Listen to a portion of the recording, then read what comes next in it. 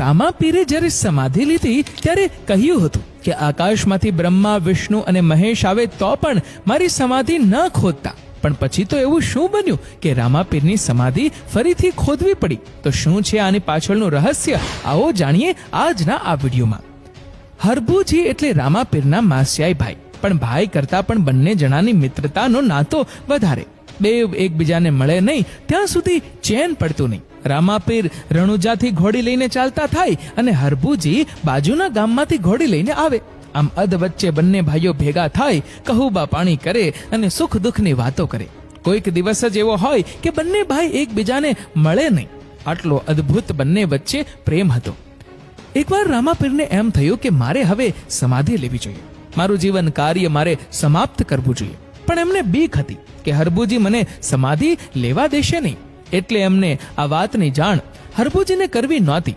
પણ હરભુજી જ્યારે પણ રામાપીરને મળતા ત્યારે એવી વાતો કરતા કે ભાઈ જોજો હો, મારાથી કોઈ વાત છુપાવી રાખતા નહીં, મને દગો આપતા નહીં ભાઈ. એટલે રામાપીરને એમ થયું કે મારે સમાધિ લેવી છે, પણ હરભુજીને જાણ નથી કરવી. પછી તો પોકરણગઢમાં રામાપીરને સમાધિ લેવી છે એવી વાતની જાણ કરી. ત્યાં તો આખા પોકરણગઢમાં અને રાજમહેલમાં શોકનો માહોલ સર્જાઈ ગયો.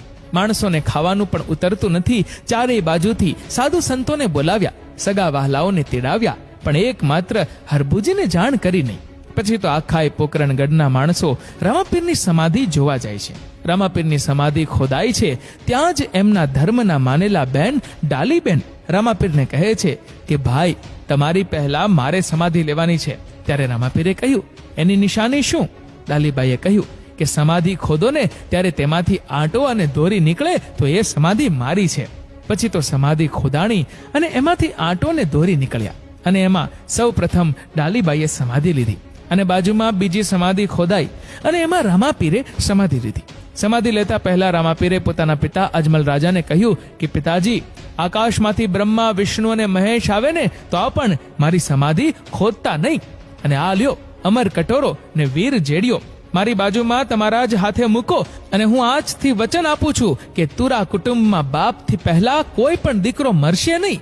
આટલું બોલી અજમલ રાજાને વીર ગેડિયો આપ્યો અને એમના જ હાથથી એમને રામાપીરની બાજુમાં મૂકીને સમાધિ ઉપર માટી અને ફૂલ વાર્યા. પછી તો બધાય રાજમહેલ તરફ પાછા વળ્યા.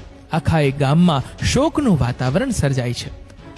આ બાજુ હરભુજી એક દિવસ રામાપીરને ન મળ્યા એટલે એ દિવસે તો તે પાછા જતા રહ્યા. પણ મનમાં એમ થયું કે આજે કેમ મારો ભાઈ મને મળવા નહીં આવ્યો હોય? આમ વિચાર કરતા હતા ત્યાં તો પોકરણગઢથી એક માણસ ચાલતો ચાલતો આવે છે. હરભુજીએ માણસને પૂછ્યું કે ભાઈ આજે કેમ રામાપીર નથી આવ્યા? એ માણસે કહ્યું, અરે હરભુજી, તમને ખબર નથી કે રામાપીરે સમાધિ લીધી છે? પણ હરભુજી આ વાત માનતા નથી કે ના હોય, એમ થોડી રામાપીર સમાધિ લઈ લે, અને એ પણ મને કીધા વિના. અને તે ફટાફટ ઘોડી તૈયાર કરીને પોકરણગઢ તરફ નીકળી પડ્યા. અને જ્યાં અડધે પહોંચ્યા ત્યાં તો રામાપીર સામેથી ઘોડી ઉપર બેસીને આવે છે. અને રામાપીર બોલ્યા, અરે ભાઈ હરભુજી, તું ક્યાં હતો? હાલાલ, તારા વિના અમર કટોરો મને નહીં મજા આવે. પછી તો બે ભાઈએ કહુબા પાણી લીધા અને હરભુજી કહે છે કે ભાઈ, મેં તો અમંગળ સમાચાર સાંભળ્યા મારા ભાઈ. ત્યાં તો મારા પગ નીચેથી જમીન સરકી ગઈ. પણ સારું કર્યું ભાઈ, તો અહીંયા જ મને મળી ગયો, નહીં તો મારા દેહમાંથી પ્રાણ જ નીકળી જાત. રામાપીર કહે છે, નાના ભાઈ, તને ખોટા સમાચાર મળ્યા હશે, નહીં તો હું તારી સામે બેઠો છું. પછી બંને ભાઈઓ નોખા થયા. નોખા થઈને અડધે સુધી પહોંચે છે ત્યારે હરભુજીને એમ થાય છે કે લાવને પોકરણગઢ ઘરે મળી આવું. આમ વિચારીને તે પોકરણગઢનો રસ્તો પકડે છે અને રામાપીર બીજે રસ્તેથી જાય છે. હરભુજી પોકરણ પહોંચ્યા અને જોયું તો રાજમહેલમાં શોકનું વાતાવરણ છવાયેલું છે. જઈને પૂછ્યું કે શું થયું? ત્યારે માતા મિનળ દેવીએ જવાબ આપ્યો કે બેટા, આપણને બધાને મૂકીને રામદેવ ચાલ્યો ગયો છે, એમણે સમાધિ લીધી છે. આટલું સાંભળતા જ હરભુજી ખડખડાટ દાંત કાઢીને હસવા લાગ્યા અને બોલ્યા, એવું ના હોય માં, રામદેવ તો મને રસ્તામાં જ મળ્યો અને અમે બંને ભાઈઓએ કહુબા પાણી લીધા. મારા રામાપીરે સમાધિ ન લીધી હોય અને તમે કહો છો કે કાલે રામાપીરે સમાધિ લીધી, તો મને કલાક પહેલા તો રામાપીર ભેગા થયા હતા. પછી તો આવું સાંભળીને અજમલ રાજાને થયું કે કદાચ સમાધિમાં મુંજારો થયો હોય અને રામાપીર બહાર નીકળી ગયા હોય તો હાલો જઈને જોઈએ. આમ બધા સમાધિ પાસે જાય છે અને ફરીથી સમાધિ ખોદવા લાગે છે. જ્યાં સમાધિ ઉપર પાવડો મારવા જાય છે ત્યાં તો અંદરથી અવાજ આવ્યો, ના પાડી હતી ને તો પણ સમાધિ ખોદવા આવ્યા.